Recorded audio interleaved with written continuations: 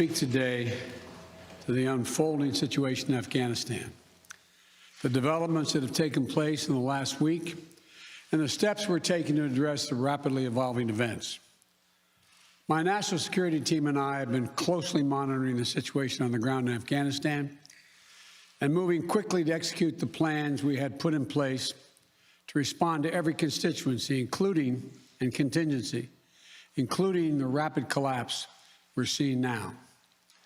I'll speak more in a moment about the specific steps we're taking, but I want to remind everyone how we got here and what America's interests are in Afghanistan. We went to Afghanistan almost 20 years ago with clear goals. Get those who attacked us on September 11, 2001, and make sure al-Qaeda could not use Afghanistan as a base from which to attack us again. We did that. We severely degraded al-Qaeda in Afghanistan. We never gave up the hunt for Osama bin Laden, and we got him. That was a decade ago. Our mission in Afghanistan was never supposed to have been nation building. It was never supposed to be creating a unified, centralized democracy. Our only vital national interest in Afghanistan remains today what it has always been: preventing a terrorist attack on America's homeland. I've argued for many years that our mission should be narrowly focused on counterterrorism, not counterinsurgency or nation building. That's why I opposed the surge when it was proposed in 2009 when I was vice president. And that's why, as president, I'm adamant that we focus on the threats we face today in 2021, not yesterday's threats. Today, the terrorist threat has metastasized well beyond Afghanistan. Al-Shabaab in Somalia, al-Qaeda in the Arabian Peninsula, al-Nusra in Syria, ISIS attempting to create a caliphate in Syria and Iraq, and establishing affiliates in multiple countries in Africa and Asia. These threats warrant our attention and our resources. We conduct effective counterterrorism missions against terrorist groups in multiple countries where we don't have permanent military presence. If necessary, we'll do the same in Afghanistan. We've developed counterterrorism over-the-horizon capability that will allow us to keep our eyes firmly fixed on the direct threats to the United States and the region, and act quickly and decisively if needed. When I came into office, I inherited a deal that President Trump negotiated with the Taliban. Under his agreement, U.S. forces would be out of Afghanistan by May 1, 2021, just a little over 3 months after I took office. U.S. forces had already drawn down during the Trump administration from roughly 15,500 American forces to 2,500 troops in country. And the Taliban was at its strongest militarily since 2001. The choice I had to make as your president was either to follow through on that agreement or be prepared to go back to fighting the Taliban in the middle of the spring fighting season. There would have been no ceasefire after May 1. There was no agreement protecting our forces after May 1.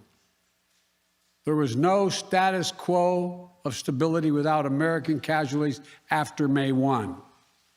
There was only the cold reality of either following through on the agreement to withdraw our forces or escalating the conflict and sending thousands more American troops back into combat in Afghanistan, lurching into the third decade of conflict.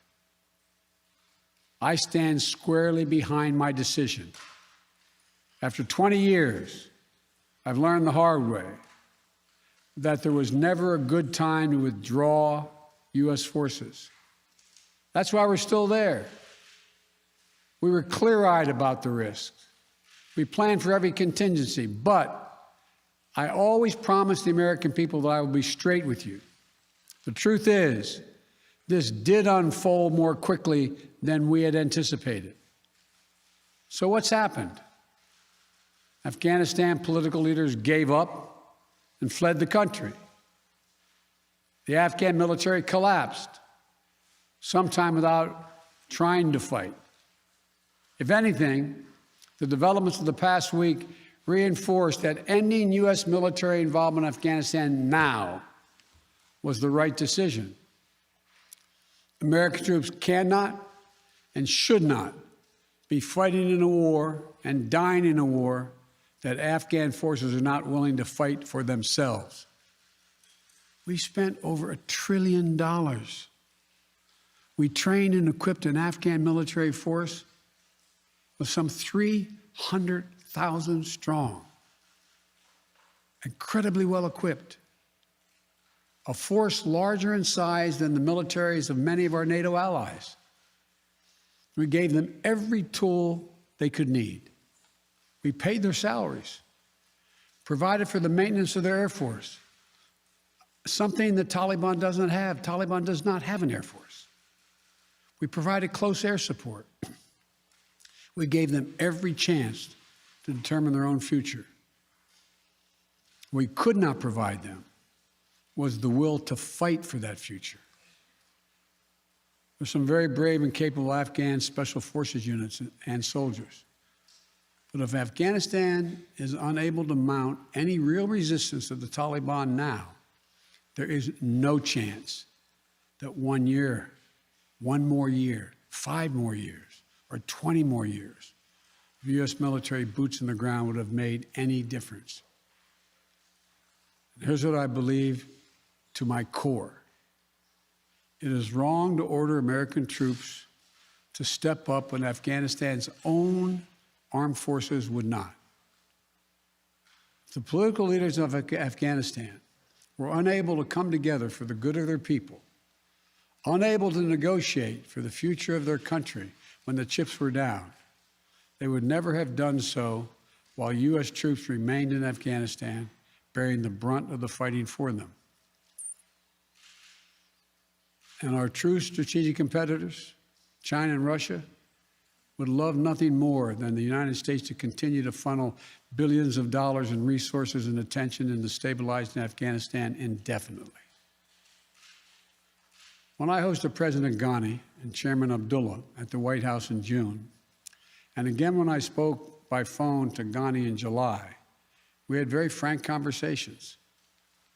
We talked about how Afghanistan should prepare to fight their civil wars after the U.S. military departed, to clean up the corruption in government so the government could function for the Afghan people. We talked extensively about the need for Afghan leaders to unite politically. They failed to do any of that. I also urged them to engage in diplomacy, to seek a political settlement with the Taliban. This advice was flatly refused.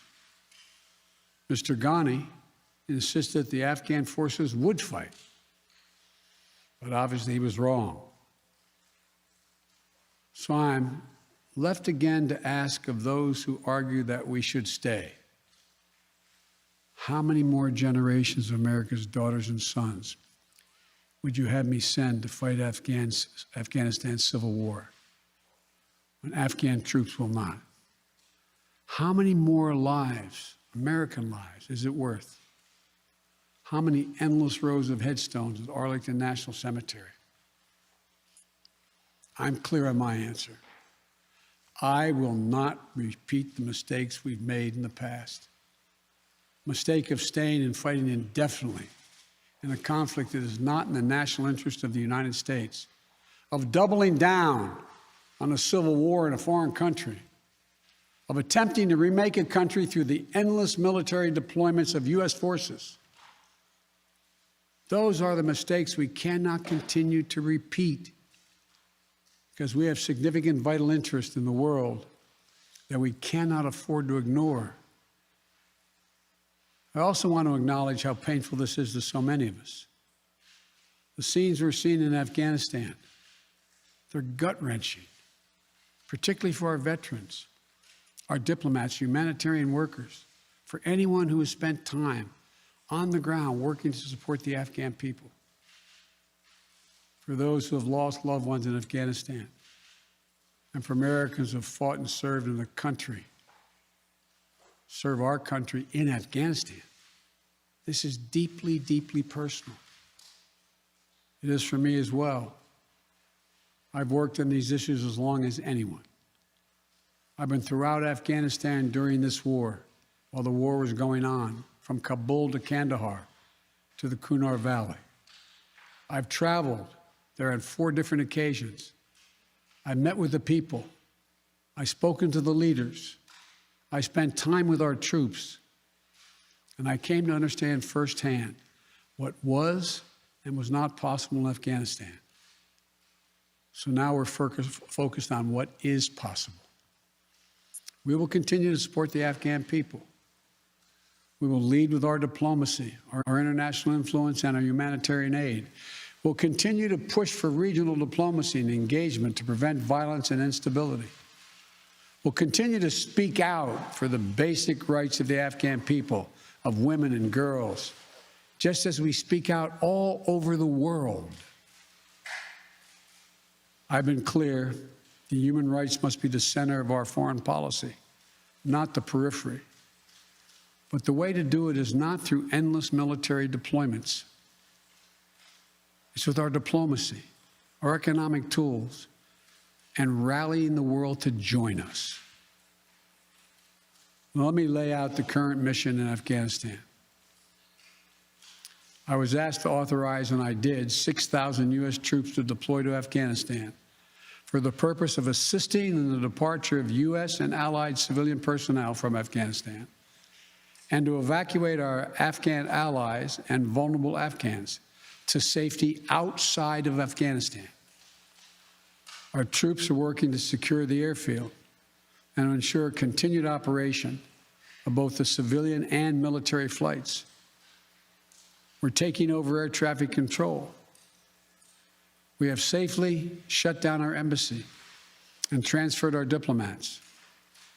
Our diplomatic presence is now consolidated at the airport as well. Over the coming days, we intend to transport out thousands of American citizens who've been living and working in Afghanistan. We'll also continue to support the safe departure of civilian personnel, the civilian personnel of our allies who are still serving in Afghanistan.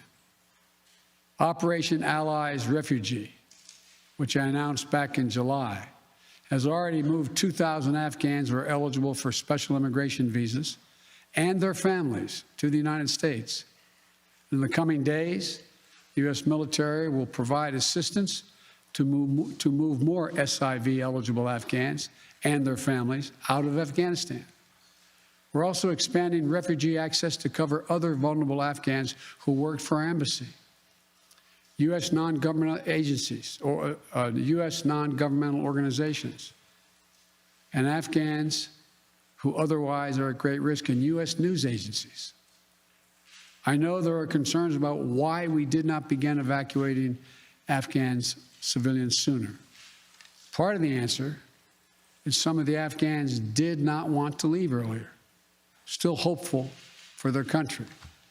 And part of it because the Afghan government and its supporters discouraged us from organizing a mass exodus to avoid triggering, as they said, a crisis of confidence.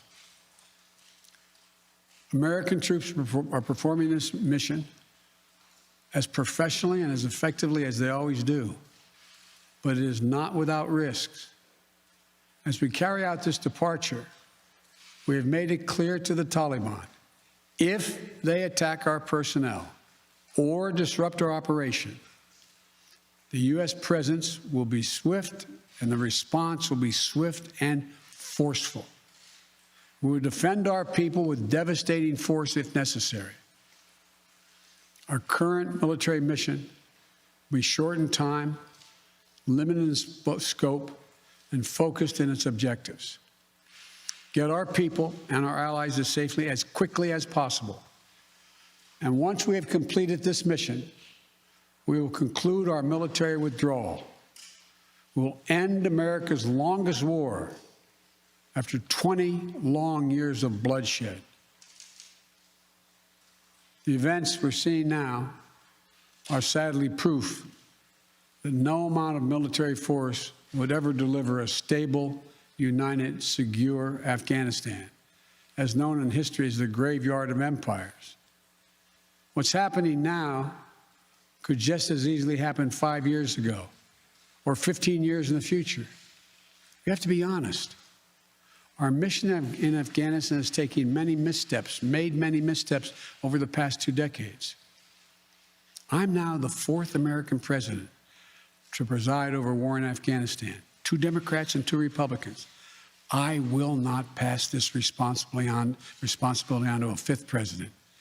I will not mislead the American people by claiming that just a little more time in Afghanistan will make all the difference. Nor will I shrink from my share of responsibility for where we are today and how we must move forward from here. I am President of the United States of America, and the buck stops with me. I'm deeply saddened by the facts we now face, but I do not regret my decision to end America's warfighting in Afghanistan and maintain a laser focus on our counterterrorism missions there and other parts of the world. Our mission to degrade the terrorist threat of al-Qaeda in Afghanistan and kill Osama bin Laden was a success. Our decades-long effort to overcome centuries of history and permanently change and remake Afghanistan was not, and I wrote and believed it never could be. I cannot and will not ask our troops to fight on endlessly in another country's civil war, taking casualties, suffering life-shattering injuries, leaving families broken by grief and loss. This is not in our national security interest. It is not what the American people want. It is not what our troops, who have sacrificed so much over the past 2 decades, deserve. I made a commitment to the American people when I ran for president that I would bring America's military involvement in Afghanistan to an end. While it's been hard and messy, and yes, far from perfect, I've honored that commitment. More importantly, I made a commitment to the brave men and women who serve this nation that I wasn't going to ask them to continue to risk their lives in a military action that should have ended long ago. Our leaders did that in Vietnam when I got here as a young man. I will not do it in Afghanistan. I know my decision will be criticized, but I would rather take all that criticism than pass this decision on to another president of the United States, yet another one, a 5th one, because it's the right one, it's the right decision for our people, the right one for our brave service members who risk their lives serving our nation, and it's the right one for America. Thank you. May God protect our troops, our diplomats, and all brave Americans serving in harm's way.